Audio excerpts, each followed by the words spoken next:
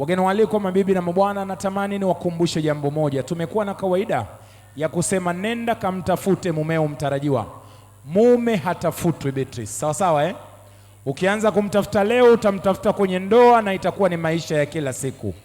Mume anakaribishwa, mume anapokelewa. Kwa heshima na taadhima, niombe ujongee kwenye white carpet kwa ajili ya kumpokea mume wako mtarajiwa. Studio BFF, naomba tumsindikize eh?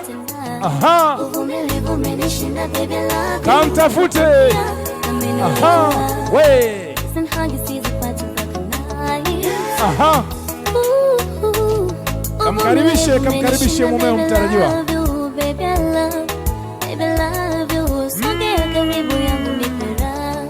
Aha.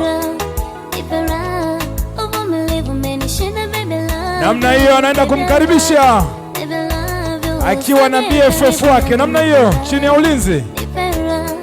Hey, wanaenda kumpokea shemeji namna hiyo.